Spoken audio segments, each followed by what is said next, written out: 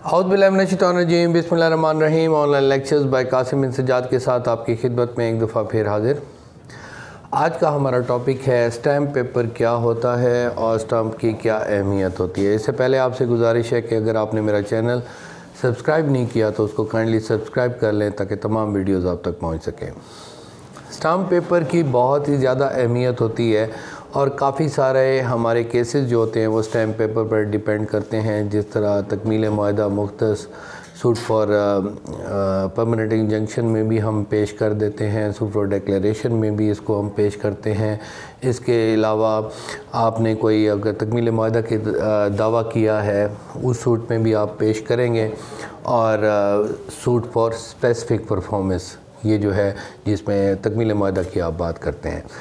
तो stamp paper की क्या अहमियत है और क्या स्टैम्प पेपर पर अगर कोई चीज़ लिखी हो तो वो कितने अरसे तक वैलिड होती है और कितने अरसे तक उसको वैलिड करार नहीं दिया जा सकता, उसकी लिमिटेशन क्या होती है, उसकी तहरीर क्या होनी चाहिए।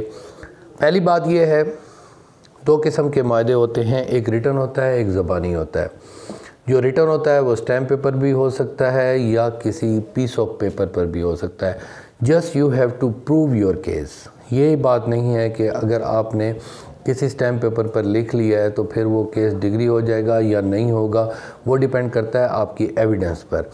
ये इसमें एक बात बड़ी अहम होती है कि स्टैम्प पेपर एक कानूनी और सरकारी बंदे उसमें इन्वॉल्व हो जाते हैं। आपका एक ज़बानी मुआहदा हुआ, कोई ज़मीन का हुआ, कोई कार का हुआ, किसी बिल्डिंग का हुआ या आपके कारोबारी शराकत का हो गया, तो वो स्टैम्प पेपर में एक कोर्ट फ़ीस जो होती है वो जमा हो जाती है, जो हुकूमत की फ़ीस होती है, जिसमें 50 रुपए के स्टैम्प पेपर होता है, 100 का होता है, इसके अलावा 1000-1200 का भी होता है। वो भी डिपेंड करता है कि आप किस किस्म का मुआहदा लिख रहे हैं और उस मुआहदे की कितनी वैल्यू होगी और वो स्टैम्प पेपर किस पर लिखा जाएगा। जो बयान हल्फी होता है वो भी स्टैम्प पेपर पर होता है और उस बयान हल्फी में 50 रुपए का या 100 रुपए के ऊपर आप बयान हल्फी देते हैं।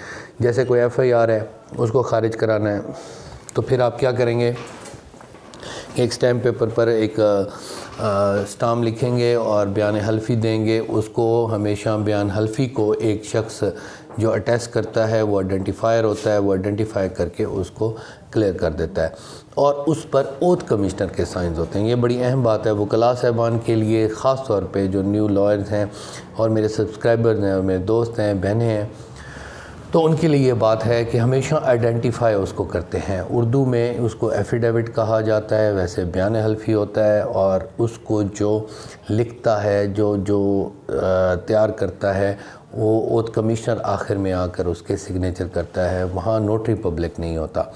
तो नोटरी पब्लिक का क्या काम है, नोटरी पब्लिक जो होता है वो भी स्टैम्प पर मुआहदे की सूरत में दस्तखत करता है। तो वो अगर मोहर गलत लगा दी है, किसी बयान हल्फी को नोटरी पब्लिक ने अटेस्ट कर दिया तो वो ज़रा इनवैलिड ज़रूर हो जाएगा। बयान हल्फी को अटेस्ट ओथ कमिश्नर करेगा। ये दोनों मोहरें एक ही शख्स के पास होती हैं और वो वकील होता है और वकील होने के बाद उसको ये लाइसेंस हाई कोर्ट से मिलता है।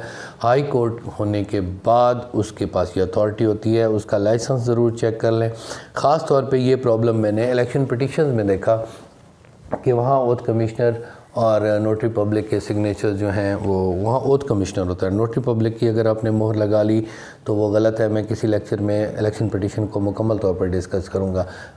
ऑर्डर 6 रूल 15 होता है जिसमें जो आप पिटीशन फ़ाइल करते हैं, जो दावा फ़ाइल करते हैं, उसको जो है वेरिफिकेशन जो करता है वो ओथ कमिश्नर करता है। लेकिन जो आप आम दावा भी दायर करते हैं उसमें भी ऑर्डर 6 रूल 15 के तहत ही ये दायर किया जाता है।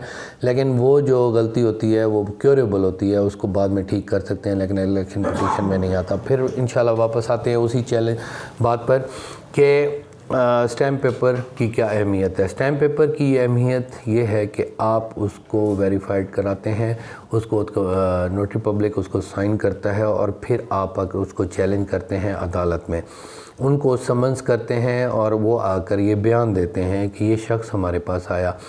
तो नोटरी पब्लिक एक ऑफिसर है, ये ऑफिसर इसको अटेस्ट करेगा, वो कहेगा कि ये वाकई ये मुआहदा मेरे सामने हुआ और इतने पैसे वगैरह इनके सामने लेन देन हो गया। तो इसकी वजह से उसकी ज़्यादा अहमियत हो जाती है क्योंकि उसमें स्टेट इन्वॉल्व हो जाती है और ऐसे दावे आमतौर पर डिग्री हो जाते हैं अगर आपके 2 अटेस्टेड विटनेस जो हैं वो आपके साथ हों। یہ بات بھی آپ ذہن میں رکھیں، دو جو وٹنس ہیں وہ آپ کے ساتھ ہونے چاہیے، اگر وہ نہیں ہوں گے تو پھر آپ سی پی سی کے رولز کے مطابق وہ دعویٰ ڈگری کرانے میں آپ کو بہت مشکل پیش آ جائے گی۔ تو آپ ان وٹنسز کو ضرور اپنے ساتھ رکھیں۔ خاص طور پہ میں جو دوست کوئی اسٹیمپ پیپر لکھوا رہے ہیں یا کوئی معاہدہ لکھوا رہے ہیں زمین کا یا کسی اور چیز کا، تو اس معاہدے میں وٹنسز جو لینے والا ہو، جو زیادہ مطلب بینیفیشری ہو، اس کو اپنے وٹنسز ہی ادھر شامل کرنے چاہیے کہ کوئی اور وٹنس لکھ دیں گے۔ عام طور پہ لوگ کیا کرتے ہیں، جو بیچ رہا ہوتا ہے وہ اپنا ایک وٹنس بھی پیش کر دیتا ہے اور ساتھ لکھ دیتا ہے، تو بعد میں اگر آپ کو اس کے ساتھ تنازع ہوگا تو وہ گواہ آپ کے حق میں نہیں بولے گا اور پھر آپ کا نقصان ہو سکتا ہے۔ اگر دو وٹنس آپ کے ہوں تو وہ زیادہ بہتر ہے۔ اگر اس کے علاوہ وہ کہتا ہے نہیں میں نے ایک اپنا گواہ رکھنا ہے، تو پھر وہ جو گواہ ہے وہ پھر ایک تیسرا رکھ لیں، دو آپ کے ضرور ہونے چاہیے۔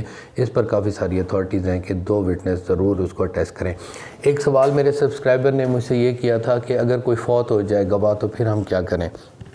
وہ سوال بھی بہت اہم ہے، کیونکہ اگر واقعی وہ فوت ہو گیا ہے تو آپ کو پریشان ہونے کی ضرورت نہیں ہے۔ آپ ان کے کسی لیگل ایئر کو، اس کے بیٹے کو، بہن کو، ماں کو یا کسی کو بلوا کر عدالت میں پیش کر دیں کہ یہ واقعی سگنیچر اس کے ہیں، تو وہ اس کی کوریبریشن ہو جائے گی اور آپ کا دعویٰ ڈگری ہو سکتا ہے۔ فوت ہونے کی وجہ سے یہ نہیں ہوتا کہ آپ کا دعویٰ خارج ہو جائے۔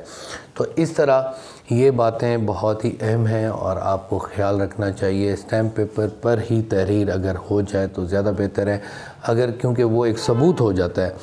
اور اگر مثال کے طور پر آپ نے کوئی تقسیم، خاص طور پہ تقسیم کے پرابلم بہت زیادہ ہیں، خانگی تقسیم لوگ کر لیتے ہیں اور آپس میں نہیں مانتے پھر بات کو، اور پھر وہ جب زمین قیمتی ہو جاتی ہے تو قیمتی ہونے کی وجہ سے وہ پھر دعویٰ تقسیم ڈال دیتے ہیں۔ تو خانگی تقسیم کی پروویژن لینڈ ریونیو ایکٹ میں موجود ہے اور اس کے مطابق آپ اس کو تقسیم کو رکوا سکتے ہیں، لیکن وہ خانگی تقسیم لکھی ہونی چاہیے۔ وہ کسی اسٹیمپ پیپر پر کر لیں یا کسی پیپر پر کر لیں، اور پھر آرڈر آف دا کورٹ بھی آپ حاصل کر سکتے ہیں اس کی بیس پر، کہ آپ کہیں کہ اس کو ڈکلیریشن میں اگر آپ جائیں کہ اس کو ڈکلیئر کیا جائے، وہ آرڈر آف کورٹ بھی ایک ہو جاتا ہے، تو اس سے آپ بچ سکتے ہیں۔ This is all things about the stamp paper.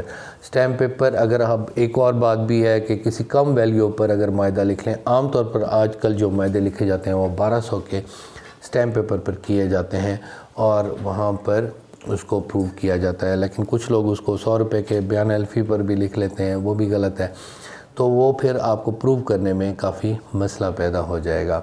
تو اس وجہ سے اسٹیمپ پیپر کی اہمیت ہے، کیونکہ اچھا پھر آپ نے اگر مثال کریں اسے کسی عدالت میں پیش کرنا ہے، یہ سوال بھی کافی دوستوں نے پوچھا، تو آپ ایک اسٹیمپ وینڈر ہوتا ہے، اسٹامپ فروش، جو اس کو بیچتا ہے، وہ لکھتا نہیں ہے، پیٹیشن رائٹر اور ہوتا ہے، سبسکرائبر جو اس کا گواہ ہوتا ہے، آپ نے ان تینوں کو پھر عدالت میں پیش کرنا ہے۔ ایک پیٹیشن رائٹر ہوگا جو اس پیٹیشن کو لکھے، جی میں نے لکھا تھا، میرے سامنے یہ لین دین ہوا۔